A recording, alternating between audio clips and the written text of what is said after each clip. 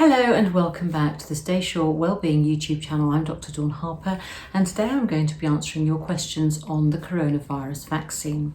I think probably the most common questions I get asked about this vaccine, and I've got some of them here, but the most common are, is this really safe and how can I be so sure given that it's effectively been fast-tracked? I can tell you I absolutely believe this is safe, and before I go into why, I'm going to tell you that when my turn comes, I definitely will receive the vaccine, whichever vaccine it is that I'm offered, because of course there are several in the running now. But more importantly, I will be getting my mum and dad, very much advising them. They're in their 80s with coexisting medical conditions, and I will be advising them that they must receive the vaccine when offered. And I will be saying the same thing to other friends and family. And sometimes I think that personal touch is perhaps sometimes more powerful than the scientific data. But let me just give you some background into why I'm so confident that this is safe. First of all, the MHRA have a global reputation for high standards, and they have analysed all the data very, very scrutinously to ensure that everything is as it should be before they have given approval for the Pfizer vaccine. They are already looking at some of the early data for the Oxford-AstraZeneca vaccine and will continue to look at that data as it comes through. And that's part of the reason that we've been able to effectively fast track the vaccine. When a drug is first developed, the normal way of doing things would be to do something called a phase 1 trial. And that really is to try and A, ensure that it is safe to use, but B, to work out what the correct dose ought to be. If a drug passes that, or a vaccine passes that, it would then go on to a phase 2 trial, which starts to look at the efficacy in a larger number of people. And if it's still on track at that stage, then they go on to a much larger phase 3 trial, looking at much greater numbers of people and following them over a period of time. Now, what has happened with this particular set of vaccines is, first of all, there has been a global will to try and get this vaccine to market, a safe and effective vaccine to market. That means that an enormous amount of money has been put behind the projects trying to develop these vaccines. And instead of waiting until phase 2 data is complete and analysed before you invest in phase 3, those two studies have been running concurrently. So we haven't had to wait for the end of one stage before getting to another, which is what I'm telling you really is that we aren't cutting corners. The other thing is that there have been a huge, and thank you to you all, a huge number of volunteers who have come forward offering to be part of the trials for these vaccines. Normally it might take quite some time to recruit enough people eligible for a trial. So those things have meant that we have been able to fast track without cutting corners. But even more than that, what the companies have done is they have started manufacture before approval. So normally you'd wait for stage 1 and 2, phase 1 and 2 before you went to phase 3. Then you'd wait for approval before you went into manufacture. And what the companies have done is they've gone straight into manufacture whilst those trials are going on. And the risk that they did in doing that is that, of course, if the vaccine doesn't pass, then everything, all the money they've invested in producing millions of doses would have to be just literally thrown away. So there's been no waiting at any stage. And I am absolutely confident that this is a safe vaccine. And as I say, I will be, and my family will be, receiving the vaccine when we're off. What are the side effects? Well, like most vaccines, you can get a sore arm, a little bit of redness at the site of injection. Some people do report a headache or a feeling of malaise, but there seem to be very few side effects. And a lot of people are asking about long-term side effects, and there is, I know, a lot of concern about that. But actually, of course, we don't know for sure at this stage because we haven't had the data, we haven't had it available for a long time, and I know that is a cause of concern for a lot of people. But actually, let me put this into perspective. With the vast majority of drugs and with vaccines, if you're going to get side effects, you tend to get them very soon after they've been administered.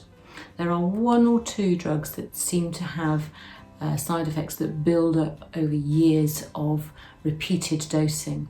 But with vaccines, if you're going to get a reaction, it tends to be very quickly. So I don't have huge concerns over long-term safety at all, and it certainly wouldn't put me off receiving the vaccine. How will I be told? Well, I can tell you that the phone calls, we've done a little audit of phone calls to my surgery, and our phone calls are up 50% on usual, and that extra 50% is people asking how and when they're going to get their vaccine. If I could ask you, please don't contact people. Everybody's working very hard to get things set up, and you will be contacted either by your GP surgery, or there may well be a national central authority that will contact you and tell you where and how you will get your vaccine. At the moment, the vaccine is being given in hospitals to care staff who are going to those hospitals, and to the over 80s who are attending hospital for an outpatient appointment anyway, or who happened to be in hospital. That programme will be rolled out to include other people, so it'll be healthcare staff, and then gradually the age ranges that we will be offering the vaccine to will come down. So at the moment it's over 80s, it'll then be the over 75s, the over 70s and so on. And of course we will also be prioritising those who are at increased risk with significant medical problems. Alongside that, and about to start, is the GP vaccine rollout. So what it will probably happen for a lot of practices is that they will work together as a group of practices and identify one particular place where patients will be invited to come and receive the vaccine. And again, you will be notified, so you will hear, and if you are over 80 and in a high risk or in a high risk group, you are likely to be hearing about that very soon. On top of that, there will be some big centres, probably places like the Nightingale hospitals that may be run even by the military, where people will be invited specifically to have a vaccine. So there are a number of different ways that you may be invited.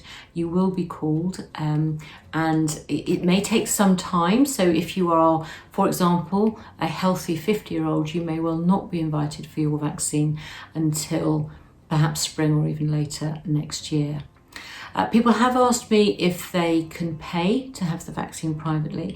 As far as I know, and I'm actually, if I'm honest, very impressed with the pharmaceutical companies for this. As far as I know, they have reserved the dosages for the NHS to make sure that those most vulnerable and most in need get access to the vaccine. It may well be that when we roll this out further and more vaccines become available, that you may be able to pay to have that vaccine privately. When you get your vaccine, you will be given an appointment for about 3 weeks' time to come back and have your second dose. And you really, we think, only have full immunity about 7 to 10 days after that second dose. But of course, that really is light at the end of a not very long tunnel, given what we've all been through in 2020. Another question. What happens if I'm ill on the day I'm invited?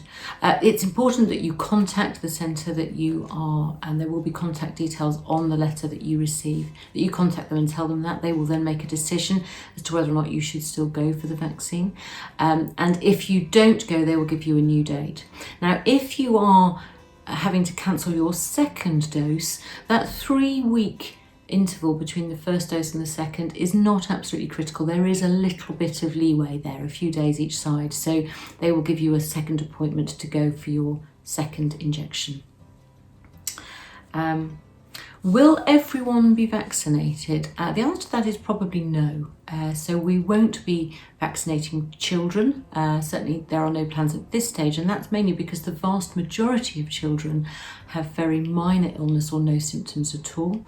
And the important thing about vaccinating people is to protect those at risk. So if the majority of adults are vaccinated, there should be no need to vaccinate children. We're also not vaccinating pregnant women because pregnant women were not, for obvious reasons, included in the trials, and we don't, there's no reason to believe that it should be a problem, but because it hasn't been trialled properly in pregnant women, it won't be offered to pregnant women. They will be recalled again if they are due a vaccine at the end of their pregnancy. And equally, if you've had your first vaccine and then fall pregnant or find out you're pregnant, you will be offered to come back at the end of your pregnancy to have your vaccination. How long will it last? We don't know the answer to that, I'm afraid. We hope, if it would be great if a single dose and a booster dose would give us lifelong immunity. But of course, we know with other vaccines that we do sometimes need to have a booster. The good news on that front is that there is ongoing work, a lot of work, checking on how long that immunity will last. And as that data becomes available, we'll have a clearer plan of whether or not we will need further vaccinations. So I think that's it for your questions today. If you have any more, please do message me here or email me anonymously on the website. This is a really exciting time. I think 2020 has been a real challenge for a lot of people. COVID-19 has cast a huge cloud over the whole planet, but we have a lot of silver linings now. We have several vaccines in production.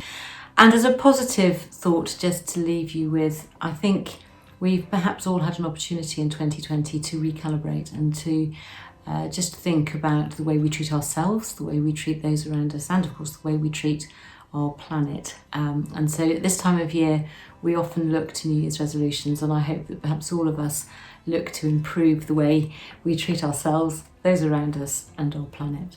So I'll leave you with that thought. Thank you for listening. As always, if there are other topics you'd like me to discuss, please do message me or email me. But until next time, stay well and stay safe.